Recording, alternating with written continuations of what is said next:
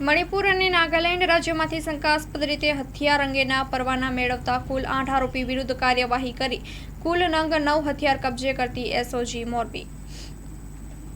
મણિપુર અને નાગાલેન્ડથી કોઈપણ રીતે હથિયાર પરવાના મેળવવાનું રાજ્યવ્યાપી કૌભાંડ ખુલ્લું પડ્યું છે। ત્યારે સુરેન્દ્રનગર બાદ મોરબી સ્પેશિયલ ઓપરેશન ગ્રુપ દ્વારા ઊંડી તપાસ બાદ મોરબી જિલ્લામાંથી 8 આરોપીના કબજામાંથી ટોટલ કિંમત ₹8,74,760ની કિંમતના પિસ્તલ, રિવોલ્વર અને 12 બોરના હથિયાર ઉપરાંત કુલ 251 નંગ જીવતા કારતૂસ મુદ્દામાલ જપ્ત કરી કાયદેસર તપાસ હાથ ધરી છે। બહારના રાજ્યમાંથી એજન્ટો મારફતે હથિયાર પરવાના મેળવવાનું મોટું રેકેટ ચાલી રહ્યું હોવાની હકીકતના આધારે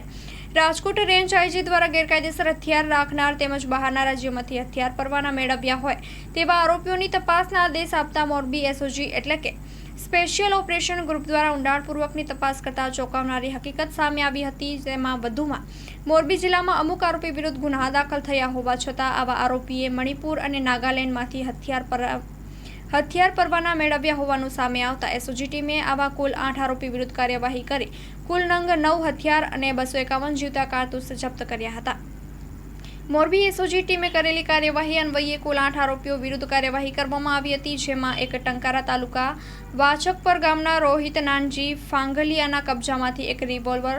એક 12 બોરની બંદૂક અને 24 જીવતા કારતૂસ, મોરબીના કાંતિનગરમાં રહેવાસી ઇસ્માઇલ સાજનભાઈ કુંભારના કબજામાંથી એક રિવોલ્વર, મોરબીના નવલખી રોડ ઉપર રહેતા મુકેશ ભાનુભાઈ ડાંગરના કબજામાંથી એક રિવોલ્વર અને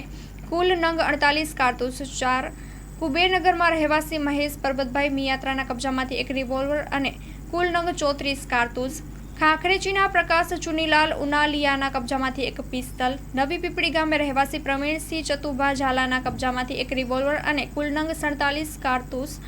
જૂના નાગડાવાસના માવજી ખેંગારભાઈ બોરિયાના કબજામાંથી એક પિસ્તલ અને 43 કારતૂસ તેમજ મોરબીના સિરાજ ઉર્ફે દુખી અમીર અલી પોપટિયાએ બહારના રાજ્યમાંથી લીધેલ હથિયાર પરવાનો અને હથિયાર ગુનામાં કામે સિટી બી ડિવિઝન પોલીસ મથકમાં જમા હોય કુલ 9 હથિયાર ટોટલ કિંમત ₹8,74,760 તેમજ કારતૂસ કુલ નંગ 251 અને ટોટલ કિંમત ₹57,792 જપ્ત કરી તમામ વિરુદ્ધ તપાસ શરૂ કરી છે। જે કામગીરીમાં એસઓજી પીઆઈ